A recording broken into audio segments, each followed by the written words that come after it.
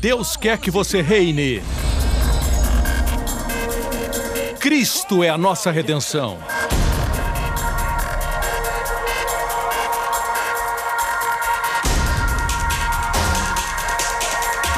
Deus é justo e faz o pecador justo.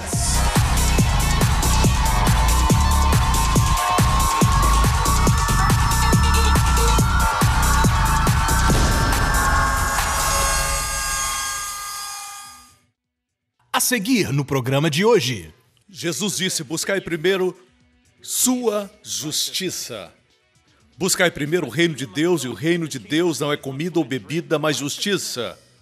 Thank you, Lord. We lift your name up in this place, Lord. And there's no other name to worship other than yours. Surely as the dawn awakes, your love for me will never fade. Relentless love pursued my soul till condemnation's lost its hold.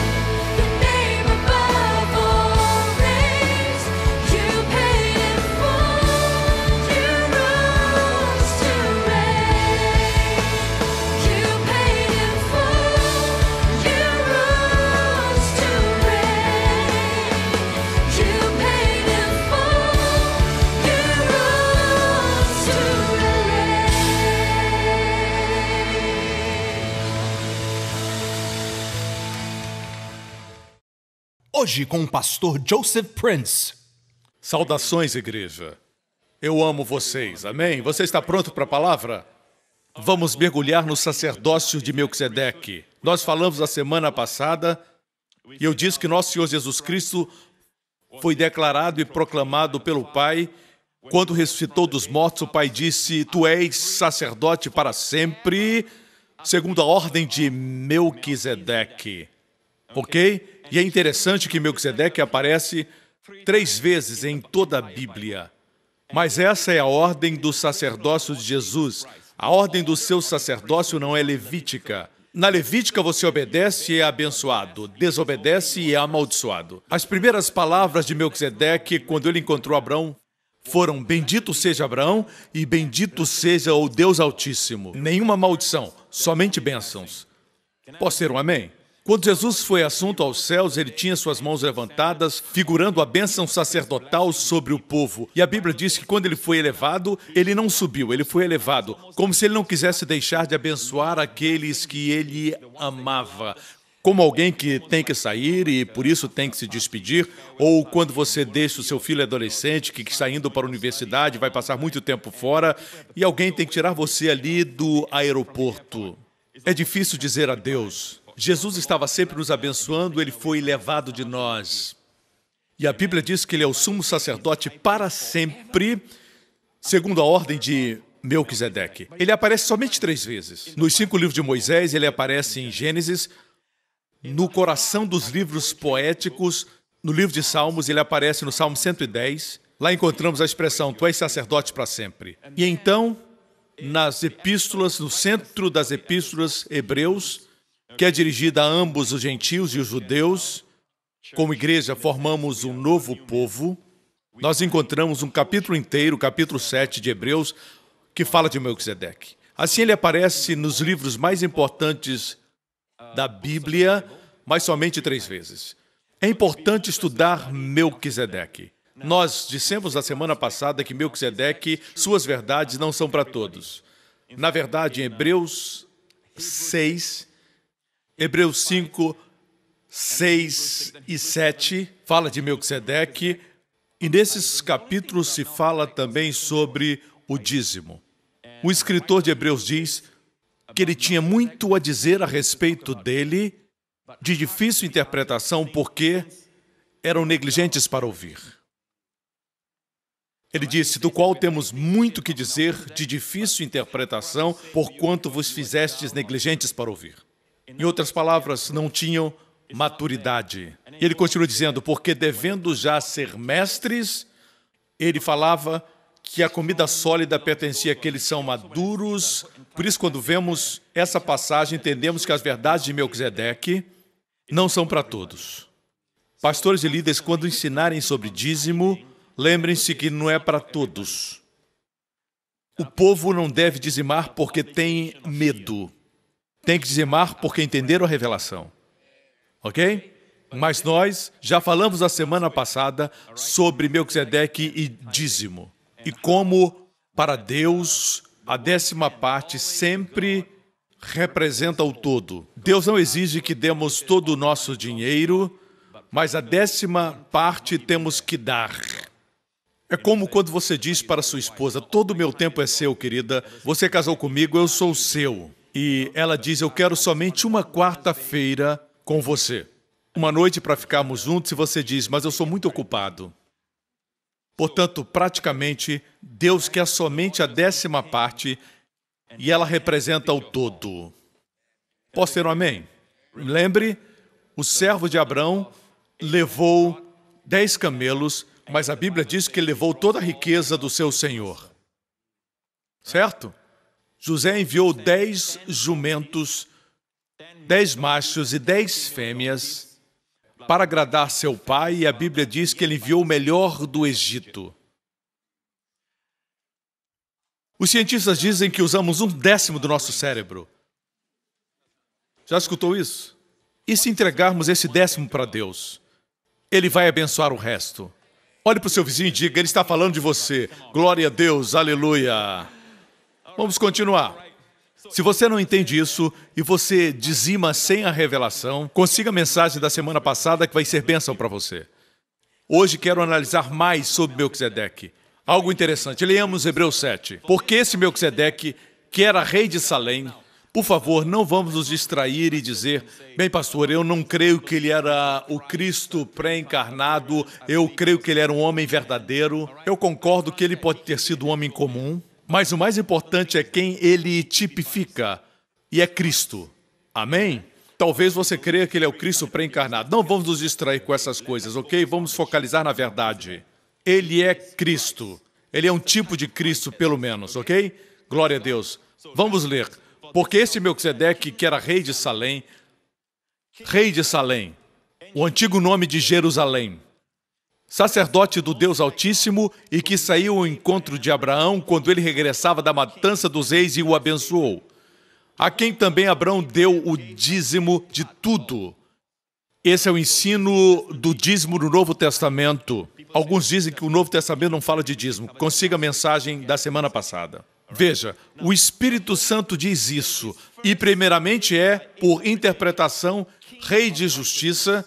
Sempre que o Espírito Santo interpreta nomes têm significados, mas quando o Espírito Santo interpreta nomes para nós, ele está dizendo para nós, preste atenção nisso.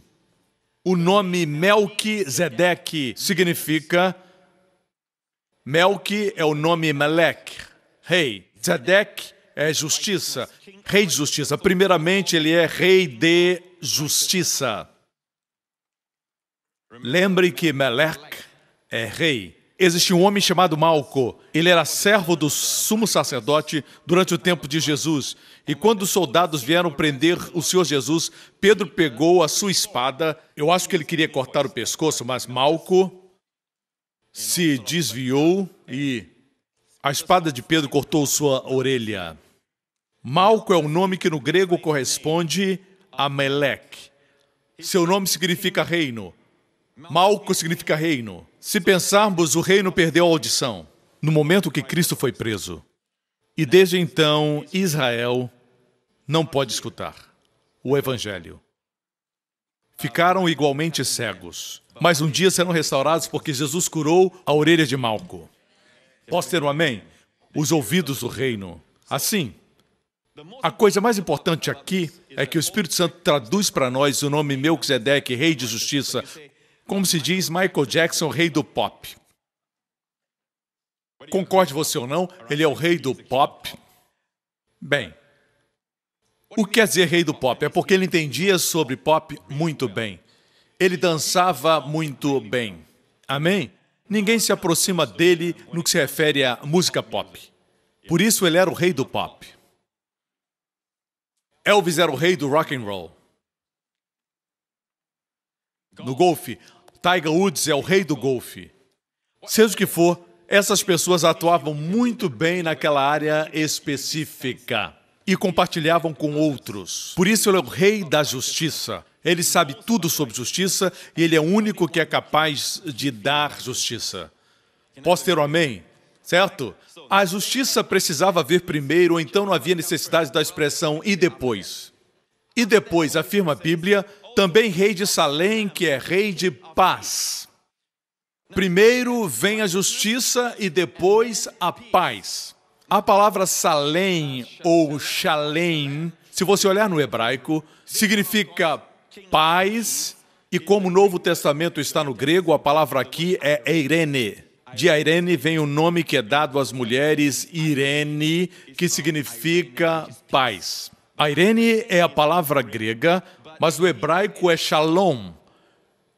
Shalom é paz. É mais do que paz. Shalom literalmente vem da mesma palavra que significa rei da plenitude, rei das coisas completas, rei da perfeição. Vocês me escutam? Assim, primeiro é a justiça, como resultado temos saúde, plenitude, paz. Isaías 32:17 diz, e o efeito da justiça será paz, e a operação da justiça, repouso e segurança para sempre. Assim, A justiça deve vir primeiro, é por isso que eu sou tão forte em afirmar que a justiça de Deus é uma dádiva. Jesus diz, buscai primeiro sua justiça. Amém? Buscai primeiro o reino de Deus, e o reino de Deus não é comida ou bebida, mas justiça, paz e alegria. Buscai primeiro o seu reino, e todas as coisas vos serão acrescentadas. Nós usamos nossa fé para isso, usamos nossa fé para aquilo, e com o tempo a nossa fé é dissipada. Mas se você acordar e crer em Deus, que você é a justiça de Deus em Cristo, use sua fé para conquistar. E por que você precisa da sua fé para conquistar? Porque todos os dias os seus pensamentos vão dizer diferente, seus sentimentos vão dizer diferente, suas ações vão dizer que você não é justo. Por isso você tem que declarar que você é justiça pela fé. Busque essa justiça e todas as coisas vão ser acrescentadas. Não precisa usar sua fé para muitas áreas, use a sua fé para crer que você é justo. Posso ter um amém? E o resultado será Shalom. Amém? E Shalom, ele é o rei de Salém. Salém é muito interessante. E a palavra Shalem, que é grafada exatamente assim no hebraico, essa palavra significa completa paz, como eu disse, mas também pagamento e recompensa. Algum tempo atrás eu fui a Israel, meus pastores agora já entenderam a respeito do que eu vou dizer. Quando vamos a uma loja, por exemplo, sempre disputamos quem é que vai pagar. Nós temos um certo egoísmo entre nós. Tentamos ganhar um do outro em amor. É um tipo de egoísmo. Todos querem dar mais. Eu sei um pouquinho do hebraico. Eu me lembro certa vez quando fomos a uma loja de sapatos, uma loja na Galileia. O pastor Lawrence e os outros pastores estavam lá, estavam buscando sapatos que queriam. Eu fui ao caixa e disse para aquele senhor, Anime Shalem. Anime Shalem quer dizer eu vou pagar. Ok? Não eles. Note que está presente a palavra Shalem. Anime Shalem. Anime Shalem quer dizer eu vou pagar. Shalem é a palavra de onde vem Shalom. De onde vem rei de Salem. A mesma palavra. Plenitude e paz. Por que também quer dizer pagamento? Por quê? Porque sem o pagamento na cruz, sem aquele pagamento, nós não podíamos ter plenitude, não podíamos ter paz. Não seríamos completos. Amém? Por isso que, desde o início, Deus escondeu nessa palavra Shalom a palavra pagamento. É uma palavra poderosa. Em Israel hoje eles dizem em hebraico um ao outro Shalom. Eles sempre dizem uns aos outros o dia do sábado, Shabbat Shalom. Amém? As mulheres falam cantando e elas dizem umas às outras. Quando se encontram, elas dizem Shalom. Elas falam cantando. Os homens dizem Shalom. Você lembra que a mulher sunamita, quando seu filho morreu, ela foi procurar Eliseu e Eliseu fez a ela uma pergunta. Você lembra como ele fez a pergunta, como está o menino? O que ela respondeu? Na nossa Bíblia diz que ela respondeu, ele está bem. Mas no hebraico ela disse só uma palavra, Shalom. E o menino ressuscitou. Amém? Hoje as pessoas usam como um clichê, mas é importante entendermos que Shalom quer dizer foi comprado e pago para você e sua família. Posso ter um amém? Essa é uma grande verdade que vemos em Hebreus 7 sobre Melquisedeque. Primeiro que ele é rei de justiça e depois é rei de paz. Vamos à história do encontro de Melquisedeque com Abraão, porque Deus quer que entendamos algumas verdades. Esta mensagem hoje, eu não digo isso frequentemente, mas essa mensagem hoje pode significar vida ou morte. Literalmente. Na sua vida e na vida dos seus amados. Vou repetir. Escute com cuidado. Essa mensagem pode significar vida ou morte. Na semana passada falamos do dízimo, certo? Conectado a Melquisedeque. Agora vamos ver algo que aconteceu durante o tempo em que Melquisedeque encontrou Abraão. A primeira aparição de Melquisedeque. O que ocorreu foi isso. Haviam 4 reis que atacaram os reis de Sodoma e os reis de Gomorra e os reis de Canaã. Ocorre que quando invadiram Sodoma, você lembra que o sobrinho de Abraão, Ló, que era muito problemático, quando Abraão o trouxe consigo, ele foi capturado, foi sequestrado, juntamente com as mulheres e o povo daquela cidade foram levados.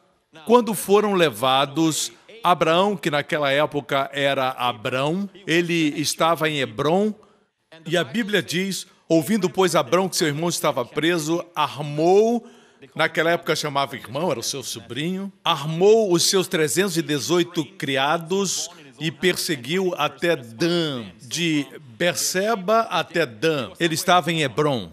Ele foi para o norte. Pense a distância que ele percorreu. Ele subiu e cruzou Jerusalém, foi entre as montanhas de Gerazim e Ebal e subiu até Dan, no norte, e foi mais adiante. Próximo versículo. E dividiu-se contra eles de noite, ele e os seus criados, e os feriu e os perseguiu até Obá, que fica à esquerda de Damasco. Já estava na Síria. Raramente falamos dessa parte de Abraão, mas ele era um guerreiro. Imagine 4 reis de diferentes países invadem sua terra e os reis de Canaã foram levados cativos, eles foram derrotados. E ele tomou seus 318 servos e derrotou os 4 reis. Tem que ter sido Deus. Esse era o lado guerreiro de Abraão, mas foi Deus que lhe deu a vitória, e ele foi até Damasco. De Hebrom a Damasco, no norte, são 153 milhas. Lembre-se que eles tiveram que regressar. E tornou a trazer todos os seus bens, e tornou a trazer também a Ló, seu irmão, e os seus bens, e também as mulheres e o povo. Voltaram, estavam regressando para Hebrom, certo? E tinham que passar por Jerusalém. Porque descendo de Damasco, tinha que passar por Jerusalém, antes de alcançar Hebrom. Vamos ver o que aconteceu. Versículo 17. E o rei de Sodoma, quem era o rei de Sodoma? O seu nome foi dado no capítulo, o seu nome era Bera. E Bera no hebraico quer dizer filho do mal. Filho do mal. E a propósito, quando ele estava sendo perseguido, juntamente com o rei de Gomorra, eles estavam na região do Mar Morto, e ambos caíram num poço de betume. Poço de betume. Lá tem muito, como areia movediça, mas cheios de betume. São escuros e fumegantes, e ambos caíram dentro. Quando ele saiu, alguém o resgatou. Sua primeira paragem provavelmente foi Jerusalém. Você imagina ele chegando todo coberto de piche, como uma gaivota coberta de óleo, na praia, com a aparência de um demônio que saiu do poço do inferno. E o seu nome, Bera, significa filho do mal. Ele era o rei de Sodoma, ou seja, ele era o rei de tudo que é mal. Ele era o mestre do mal e sabia como dar. E ele saiu ao encontro de Abraão, no vale de Savé, que é o vale do rei, depois que voltou de ferir Quedorlaomer e os reis que estavam com ele. E Melquisedeque, rei de Salém, trouxe pão e vinho, e era este sacerdote do Deus Altíssimo. Falamos isso para mostrar a você algo, certo? A Bíblia diz que quando Abraão regressou, é claro que ele estava cansado, não esqueça que foi uma jornada de 153 milhas. Ainda teve o caminho de retorno, ele tinha muitas responsabilidades agora, porque tinha que cuidar das mulheres, das crianças e do povo que havia resgatado, além de Ló. Chegando a Jerusalém, a primeira pessoa que veio encontrá-lo foi o rei de Sodoma. Mas, ao mesmo tempo, rapidamente, Melquisedeque o interceptou. Veja bem, seus momentos mais escuros, seus maiores desafios acontecem depois de uma grande vitória. Muitas vezes, depois de uma grande vitória, nós nos sentimos, nós somos imunes, nós somos fortes, aleluia. O acampamento foi maravilhoso, estudamos a palavra de Deus, aleluia. Agora eu não caio, acaba caindo. Não vou mais brigar com a minha mulher. Vocês brigam, ela joga você no chão. E você tem que bater pedindo arrego. E você não entende porque depois de uma grande vitória isso acontece. Certo? Eu estou falando com alguns de vocês. Isso é verdade. Depois de uma grande vitória, você acha que você é forte. Depois da viagem a Israel, você volta, você estuda a palavra, examina a palavra. Você está tão crente que até a natureza fala com você, os ventos, tudo fala com você. Não é verdade? E, mesmo assim, algo acontece e você cai. Por quê? Bem, o exemplo está aqui. O rei de Sodoma veio, o diabo sempre vem após sua grande vitória. Agora sabemos como acontece, portanto, tenha cuidado depois de uma grande vitória. Vou repetir. Depois de uma grande vitória, muitos deixam de orar. Pelo menos se ajoelhe e agradeça. Quando você receber uma grande vitória e ninguém estiver naquele quarto de hotel, se ajoelhe, ore ao Senhor e agradeça. E louve aquele que fez tudo por você. É para o seu bem, não para o bem de Deus que você deve fazer isso. Dê a Ele todo louvor e toda glória. Não pense que foi você. Lemos também sobre o Vale do Rei, o Vale de Savé. Savé quer dizer vale plano, um campo plano, certo? Uma planície, é isso que significa Savé, mas é o Vale do Rei. No Antigo Testamento é chamado Vale do Rei porque eu vou mostrar onde ele estava localizado, certo? Isso me fascinou. Estudando alguns anos atrás, eu descobri que, na verdade, esse vale está entre o Monte Moriá e o Monte das Oliveiras. O lugar onde Jesus agonizou, o Jardim do Getsêmani. E esse vale é conhecido também como Vale de Sidrom ou de Jeosafá. O rei Jeosafá, esse é o Vale do Rei. Vocês me escutam? O Vale do Rei. Você se lembra de Absalão, o filho de Davi? Uma história muito triste. Se rebelou contra seu pai e morreu pendurado, suspenso entre os céus e a terra. É a pior das mortes, é como se o céu não quisesse recebê-lo e a terra também não o quisesse. De certa forma, a cruz era uma morte similar. A pior das mortes. Pendurado, suspenso entre os céus e a terra. E ele fez isso por nós, porque ele nos ama. No próximo programa, quando receber a comunhão, tenha em mente que foram seus favores. Não participe legalisticamente. Participe com inteligência espiritual. Participe com revelação. Obrigado por sintonizar no programa de hoje. Esperamos que tenha sido uma bênção para a sua vida. Para mais informações sobre o programa da Igreja New Creation, acesse o site ncctv.org.sg.